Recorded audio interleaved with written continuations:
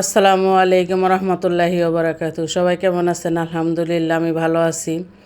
আমি আজকে আমার হাজব্যান্ডে সারপ্রাইজ দিতে যাই নিজেই সারপ্রাইজ হয়ে গেছি।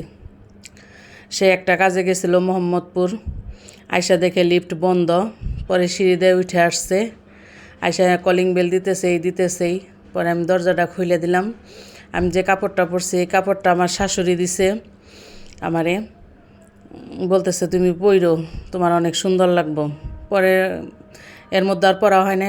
পরে ভাবলাম আজকে যখন একটা বিশেষ দিন তাহলে পড়ি। পরে সে ঘেমে ঘুমিয়ে একাকার হয়ে গেছে। পরে আমি রান্না করে যে তার জন্য একটু শরবত বানাইলাম, চিয়া সিড, তারপরে তুকমা, তারপরে ইসুপগুলির বুসি দিয়ে সে রুমে এসে, তার আবার হাতে একটু ব্যথা, জামা কাপড় খুলতে পারে না। আইফামনি জামা খুলে দিচ্ছে। পরে আমি বললাম একটু ঠান্ডা ঠান্ডা শরবত খেয়ে একটু আসো, সারপ্রাইজ আছে। তা আমার কালকে অনেক তরকারি ছিল, আইফামনির জন্য একটু বের করছিলাম মুরগির মাংস। আদিব বলতেছে না, এটুক দিয়েই তুমি আমারে তিহারি রান্না করে দিবে।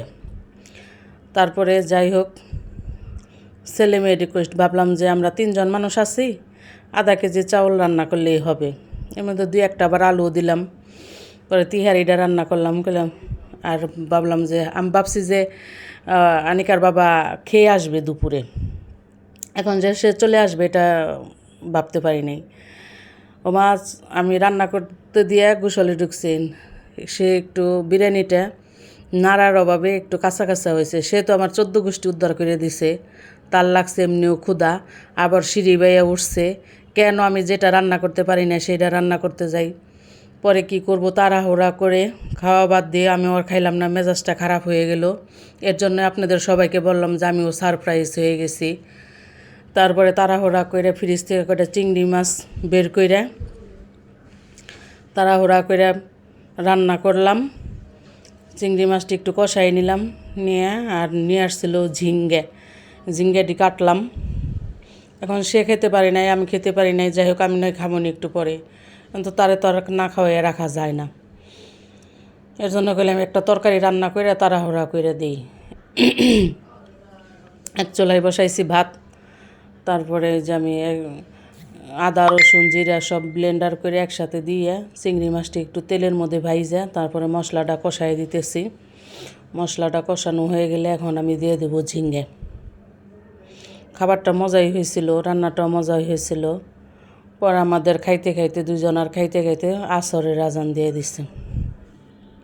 একদিন রান্না বান্না একটু এদিক সেদিক হতেই পারে, তাই কি এরকম করতে হয়?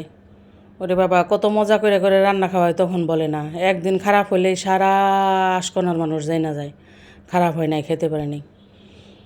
আমরা এখন শুকনা মরিচ খাওয়া একদম বাদ দিয়ে দিছি, আমরা শুকনা মরিচ খাই না। ও যে কাঁচা মরিচ একসাথে ব্লেন্ডার করে দিই। পরে একটু দইনার গুঁড়া দিলাম, আর দিলাম হলুদের গুঁড়া দিয়ে মশলাটা সুন্দর করে কষাই নিতেছি। মশলাটা যত কষানো সুন্দর হয় তরকারিটা তত মজা হয়। এই যে আমার মশলা তেল উঠে গেছে, উঠে যে এখন আমি দিয়ে দেব ঝিঙ্গে। আমার তরকারিটা বসাই দিলাম, এদিকে ভাতও হয়ে গেছে। তারপরে আমি তরকারিটা রান্না করে তারে গুছায় গাছায় খাইতে দিছি। এর জন্য বললাম যে সারপ্রাইজ দিতে যাই আমি নিজেই সারপ্রাইজ হয়ে গেছি। ভাবলাম আমরা একা একা খাইতে চাইছিলাম, যাক ভালো হয়েছে, সে আসছে খুশি হবে। ওমা, এ দেখি আমার আরও উল্টা আরও কষ্ট হইল বেশি। নিজের খাওয়া খাদ্য বাদ দিতে হয়ে আমার আরও রান্না বাড়া করতে হইল। এই যে আমি ঝিঙ্গায় কোনো রকমই দিব না, পানি দিব না, যা আছে যে তরকারির ঝিঙ্গে দুন্দুলের পানিতেই সবসময় রান্না হয়ে যায়। তরকারিটা প্রায় শেষ, চুলাটা একটু কমাই নিলাম, নিয়ে আমি এদিকে তাড়াতাড়ি করে ভাত বসাই দিতেছি, ভাত বেরিয়ে দিচ্ছি, খাইয়া ঠান্ডা হোক, মাথাটা ঠান্ডা করুক। আমার তরকারি রান্না ওইদিকে শেষ, কমপ্লিট। দেখেন আমার তরকারিটা কত সুন্দর হয়েছে। আসলে চিংড়ি মাছের তরকারি সবভাবেই সুন্দর হয়, আর এখন কাঁচামরিচের তরকারিটা আরও বেশি সুন্দর হয়। আমি চুলাটা বন্ধ করে দিলাম, বন্ধ করে দিয়ে আবার একটু ঢেকে দিয়ে আমি প্লেটে ভাত দিচ্ছি। সাথে সবই দিছি, ঘরে যা ছিল রাগ হইয়া সব দিছি। দিচ্ছি আপনার বরবটি ভাজি ছিল, বরবটি ভাজি দিছি। তারপরে যে চিংড়ি মাছ দিয়ে দুন্দুল রান্না করছি সেটাও দিছি। তারপর আমি সকালে খুদের ভাত রান্না করছিলাম, 4-5 পদের ভর্তা বানাইছিলাম, সেই ভর্তাও দিছি। শুটকির ভর্তা খায় না, তারপরও রাগ করে দিছি। তারপর মাছ বোনা ছিল সেটাও দিছি।